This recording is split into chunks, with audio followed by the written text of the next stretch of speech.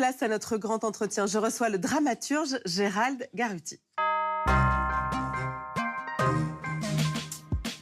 Écrivain, acteur, metteur en scène et traducteur, c'est l'histoire d'un amoureux des mots et du verbe qui désespère de voir leur sens et leur portée s'abîmer, mais qui ne veut pas s'y résigner. Alors l'artiste se lance dans un projet fou, un de plus, un pied de nez, créer un centre des arts de la parole pour rendre au débat, aux discussions, leur lettre de noblesse est tout simplement à nouveau s'écouter, s'entendre et se parler. Bonsoir Gérald Garutti. Bonsoir Nora. Bienvenue. Alors, la légende raconte que vous avez eu l'idée de créer ce Centre des Arts de la Parole à Londres quand Donald Trump entame une visite officielle en 2019. C'est quoi votre problème avec Donald Trump ? Qui n'a pas un problème avec Donald Trump, à part les électeurs qui ont voté sur lui, mais le monde, je pense, a un problème avec Donald Trump. Il a d'ailleurs bien rendu au monde ses problèmes. Ce qui se passe, c'est que à ce moment-là, je suis à Londres en train de mettre en scène un spectacle qui est le premier spectacle bilingue au Théâtre Royal. On est en plein Brexit et là où les autres font des murs, j'essaie de construire des ponts. Ça veut dire faire venir des acteurs anglais et français sur la même scène. Et faire résonner la langue de Molière au royaume de Shakespeare. Donc comment on peut se rencontrer quand, eh bien, c'est le grand fossé littéralement. Pas version Astérix, celui-là, mais plutôt la dérive. Et arrive effectivement, visite d'État, Donald Trump au même moment, qui se met évidemment à raconter à peu près tout et n'importe quoi sur Twitter, et en voyant cette espèce de conjonction, si vous voulez, d'une tentative de faire se parler des mondes et de l'autre de mettre de l'huile sur le feu en permanence et d'attiser la haine, je dis mais il y a quand même un problème radical là de dégradation de la parole. Et effectivement, dégradation de la parole en général ou dégradation de la parole politique ? À ce moment-là, il est encore élu.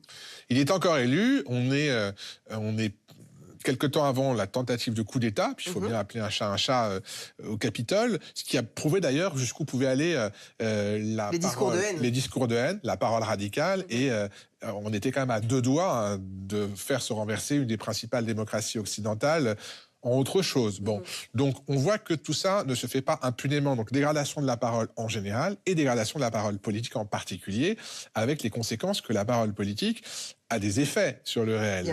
Elle mobilise des foules, elle a un impact parce que elle crée de l'action. Elle crée de la décision.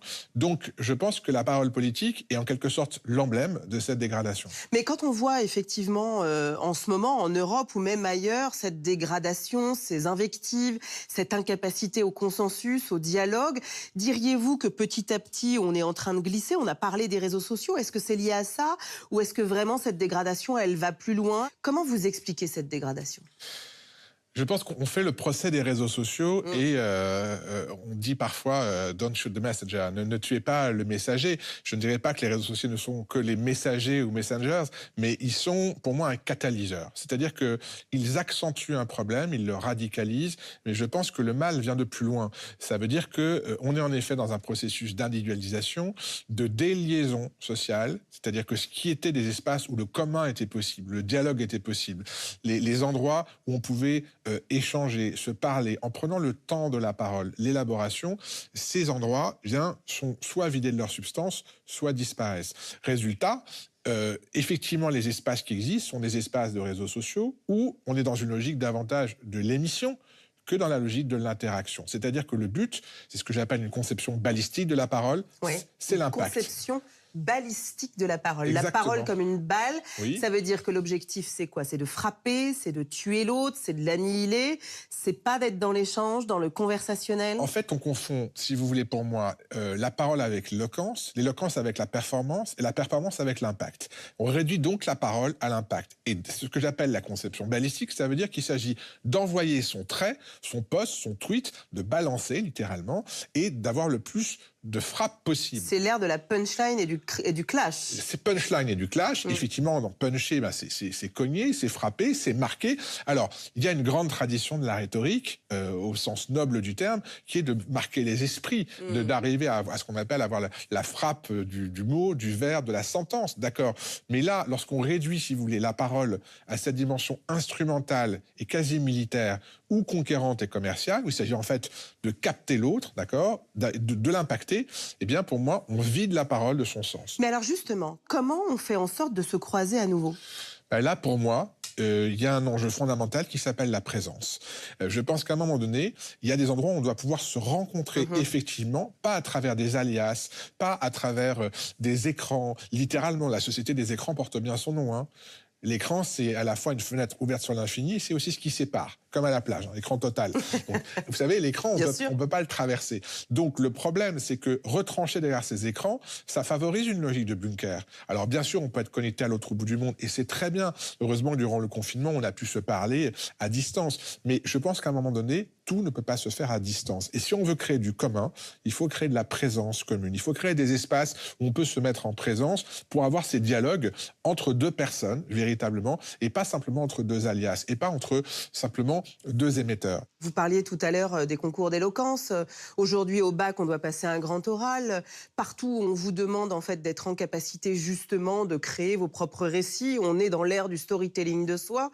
Donc, la parole, elle existe. Oui, mais parler, ça n'est pas se parler.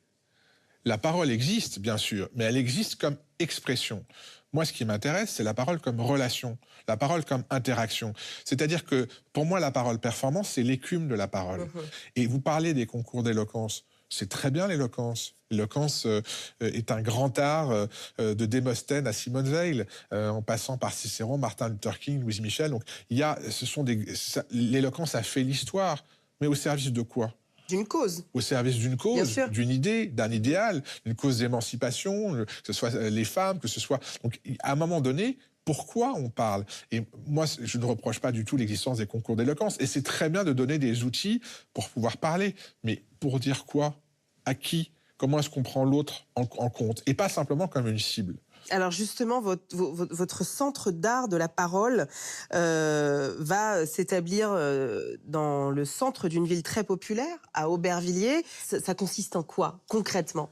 Concrètement, d'abord, ça consiste dans le fait de porter les 7 arts de la parole. Ça veut dire déjà le théâtre, donc art d'incarner la parole, le récit, l'art de raconter, la poésie, l'art de formuler, d'inventer, c'est ce que j'appelle les arts de la création. 2 arts de la transmission, l'éloquence, la parole performante, la conférence, comment je transmets, qui n'est pas le même objectif, et puis des arts de l'interaction, le dialogue, comment j'échange, et le débat, comment je confronte la parole. Ça a donc ouvert les centres d'art de la parole depuis début mars à Aubervilliers. On va tous y aller. Voilà, on va réapprendre à se parler comme on s'est parlé aujourd'hui. Merci beaucoup, Gérald Garuti, d'avoir été avec nous. Merci à vous de nous avoir suivis. 27, c'est fini sur cet écran, mais ça continue sur tous les autres. Alors n'hésitez pas à réagir, à commenter sur les réseaux sociaux, à converser aussi peut-être. Très belle semaine à tous, on se retrouve la semaine prochaine. Tchuss.